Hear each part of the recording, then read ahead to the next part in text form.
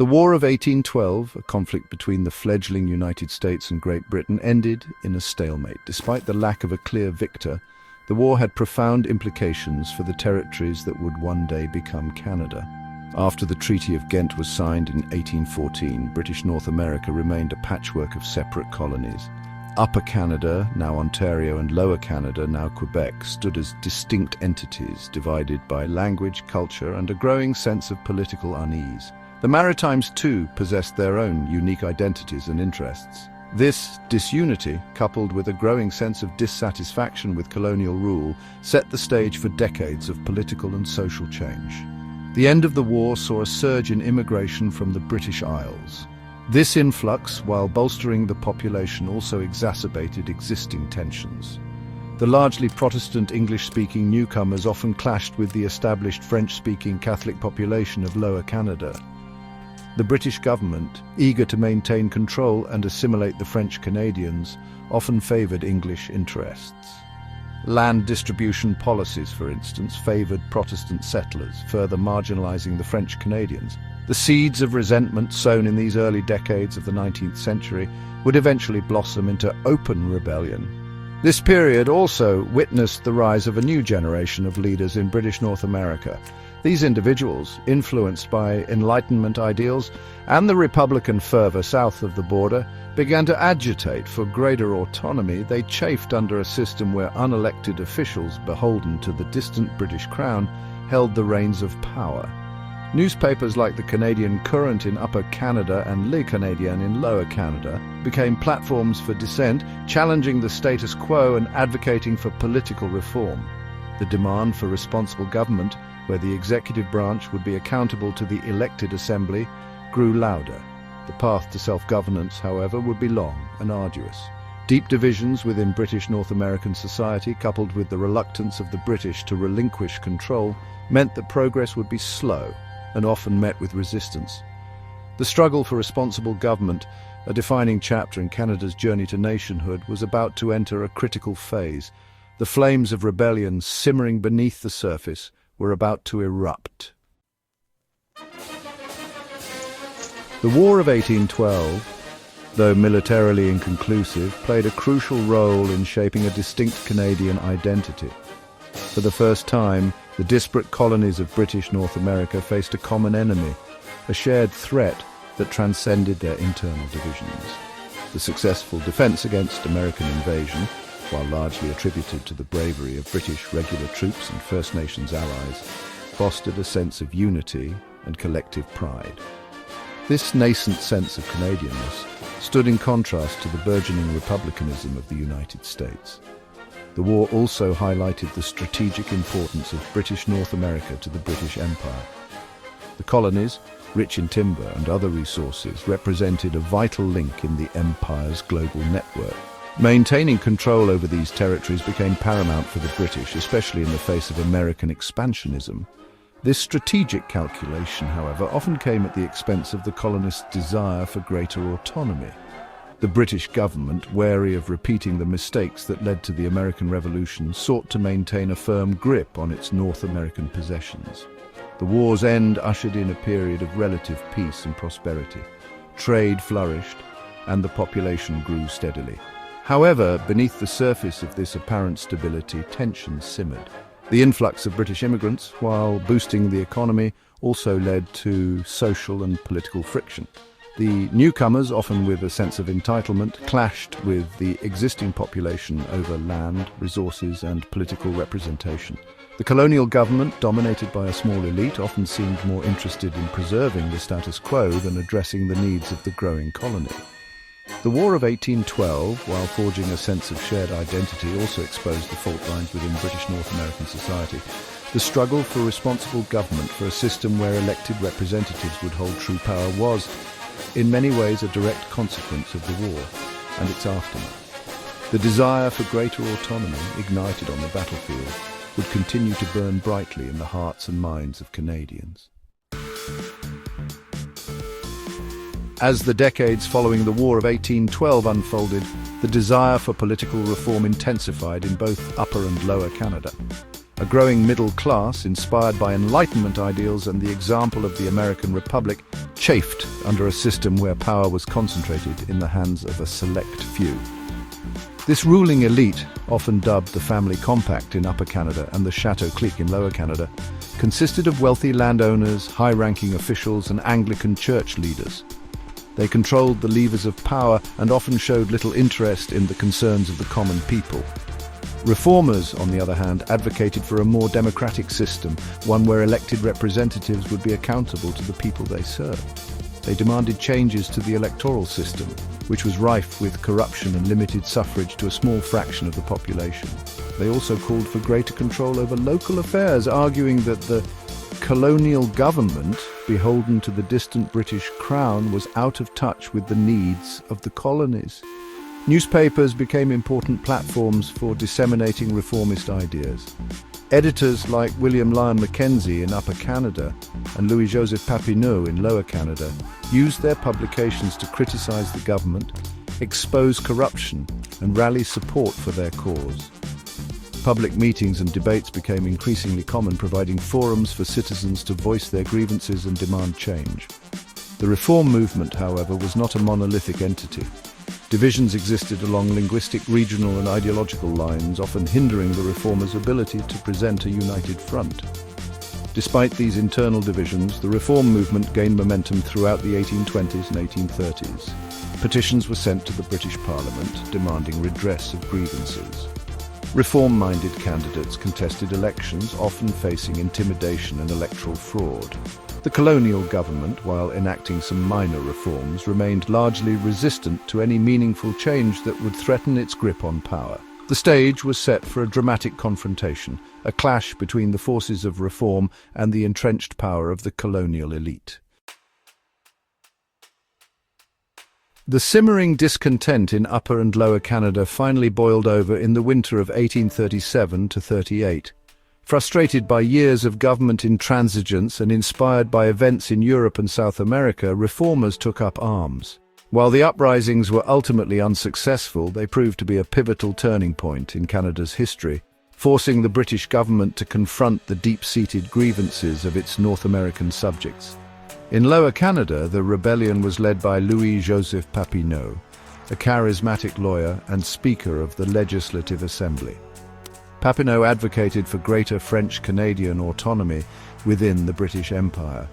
He clashed repeatedly with the British governor, Lord Gosford, over control of the colony's finances and the pace of political reform. In November 1837, after the British government rejected Papineau's demands for responsible government, armed rebellion erupted in the countryside surrounding Montreal. The poorly armed and organized Patriots, as the rebels were known, fought bravely, but were ultimately defeated by British forces. Papineau fled to the United States, while hundreds of rebels were arrested and some were executed. In Upper Canada, the rebellion was smaller in scale, but driven by similar frustrations with oligarchic rule and a lack of representation. William Lyon Mackenzie, a fiery newspaper editor and member of the Legislative Assembly, emerged as the leader of the Upper Canadian Rebellion. Mackenzie advocated for an American-style republic, believing that only complete independence from British rule could guarantee true democracy. In December 1837, Mackenzie and his followers attempted to seize the colonial capital at Toronto, but were quickly routed by loyalist militia. Mackenzie, like Papineau, sought refuge in the United States, where he continued to agitate for reform. The rebellions of 1837 to 38, though brief and unsuccessful, sent shockwaves through the British Empire. They exposed the fragility of colonial rule and the depth of dissatisfaction with the existing political order. The British government, now acutely aware of the need for a solution, dispatched Lord Durham, a prominent Whig politician, to investigate the root causes of the unrest and recommend a course of action.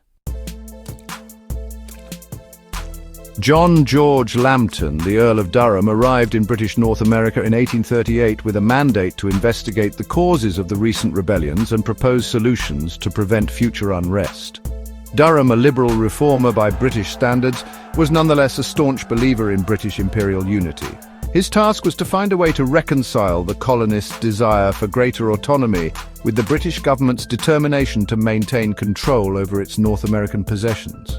Durham's report, published in 1839, proved to be one of the most influential documents in Canadian history. It offered a scathing indictment of the oligarchic rule that had prevailed in Upper and Lower Canada, criticizing the family compact and Chateau Clique for their corruption, inefficiency, and disregard for the needs of the people. Durham argued that the root cause of the rebellions lay in the lack of responsible government, where the executive branch would be accountable to the elected assembly.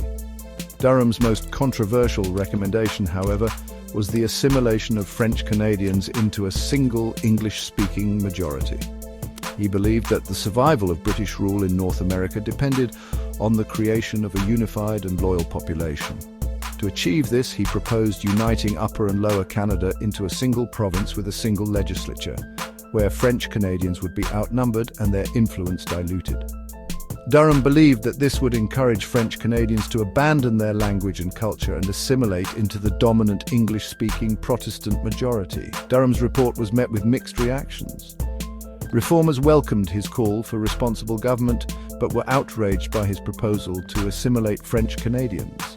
French Canadians themselves were deeply offended by Durham's dismissive attitude towards their language and culture, viewing it as an attack on their identity. The British government, while initially receptive to Durham's recommendations, ultimately backed away from the most controversial aspects of his report, fearing that it would further inflame tensions in the colonies. Despite its controversial nature, Durham's report had a profound impact on the course of Canadian history. His call for responsible government became a rallying cry for reformers, while his analysis of the underlying problems in British North America laid the groundwork for future political change. The idea of uniting the Canadas, while initially proposed as a means of assimilating French Canadians, would eventually resurface as a way to break the political deadlock and create a more stable and prosperous colony. In 1840, the British Parliament passed the Act of Union, merging Upper and Lower Canada into a single entity, the Province of Canada. This move, largely inspired by Lord Durham's recommendations, was intended to address the political instability that had plagued the Canadas for decades. The Act of Union, however, while addressing some issues, also created new problems and ultimately failed to quell the desire for responsible government. The Act of Union abolished the separate legislatures of Upper and Lower Canada, replacing them with a single bicameral legislature consisting of an appointed legislative council and an elected legislative assembly. Each region was granted equal representation in the assembly, despite Lower Canada having a larger population. This move, intended to ensure English-Canadian dominance, backfired. French Canadians, now united in opposition, often held the balance of power, allowing them to block legislation they deemed unfavourable. The Act of Union also aimed to address the issue of government finances. Upper Canada, burdened by debt from infrastructure projects, hoped to benefit from Lower Canada's stronger financial position. The merger, however, did little to resolve the underlying economic disparities between the two regions. Resentment grew, particularly among Upper Canadians who felt they were shouldering an unfair share of the financial burden. The most significant shortcoming of the Act of Union was its failure to grant responsible government. The executive branch, appointed by the British governor, remained unaccountable to the elected assembly. This meant that the assembly, while able to debate and pass laws, had little control over how those laws were implemented. The governor, acting on instructions from London, could still overrule the assembly's wishes, frustrating reformers who saw it as a continuation of the old system of colonial control. The Act of Union, while intended to unify the Canadas, ultimately exacerbated existing tensions and failed to address the fundamental demand for responsible government. It would take a new generation of political leaders willing to bridge the divide between English and French Canadians to find a workable solution. The struggle for responsible government in Canada reached a turning point in the 1840s with the unlikely but highly effective alliance of Robert Baldwin and Louis Hippolyte Lafontaine. Baldwin, a reformer from Upper Canada, and Lafontaine, a moderate from Lower Canada, recognized that achieving responsible government would require cooperation and compromise between their respective linguistic and regional groups. Baldwin and LaFontaine first collaborated in the late 1830s, finding common ground in their shared belief that the executive branch should be accountable to the elected assembly. Following the Act of Union, they formed a united front in the new Legislative Assembly, advocating for responsible government and working to bridge the divide between English and French Canadians. Their partnership, though initially viewed with suspicion by hardliners on both sides, proved to be a powerful force for change. In 1848, following a general election where reformers won a majority of seats, Baldwin and LaFontaine were asked by the Governor-General, Lord Elgin, to form a government. This marked a watershed moment in Canadian history. For the first time, the executive branch was composed of individuals who commanded the confidence of the elected assembly, effectively establishing the principle of responsible government. The Baldwin-LaFontaine government, despite facing opposition from conservative elements, proved to be remarkably successful. They implemented a wide range of reforms, including expanding the franchise, secularizing education in Upper Canada, and promoting economic development. Their most significant achievement, however, was demonstrating that responsible government could work in a colony with a diverse population and a history of division. The success of the Baldwin-LaFontaine government had far-reaching consequences. It established a precedent for responsible government throughout the British Empire, inspiring reformers in other colonies to demand greater autonomy. In Canada, it ushered in an era of political stability and economic growth, laying the groundwork for confederation and the emergence of a self-governing nation. The achievement of responsible government in 1848 marked a turning point in Canada's journey to nationhood. It demonstrated that a system of government based on the consent of the governed could work, even in a colony with a diverse population and a history of division.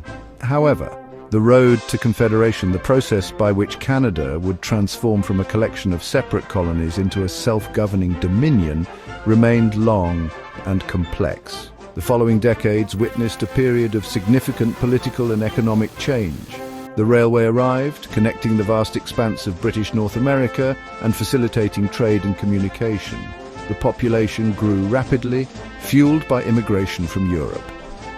New territories, such as British Columbia and Vancouver Island on the Pacific coast, joined the existing colonies, expanding the geographical reach of British North America. These changes, however, also brought new challenges. The political system designed for a smaller and less complex colony struggled to cope with the demands of a growing and increasingly diverse population. The balance of power between the different regions of British North America shifted, leading to political deadlock and instability. By the early 1860s, a growing number of political leaders began to recognize that a more fundamental change was needed. They argued that a federal union of the British North American colonies, each with its own provincial government but united under a central federal government, offered the best hope for long-term stability and prosperity.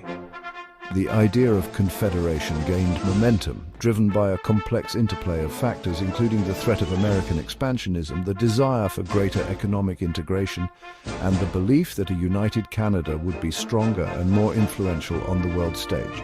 In 1867, after years of negotiations and political manoeuvring, the British North America Act was passed by the British Parliament, officially creating the Dominion of Canada. The road to confederation was long and arduous, marked by political struggles, social unrest, and profound changes in the social, economic, and political landscape of British North America. The achievement of responsible government, a testament to the tireless efforts of reformers like Baldwin and LaFontaine, laid the crucial groundwork for confederation, paving the way for the emergence of a self-governing and independent Canada.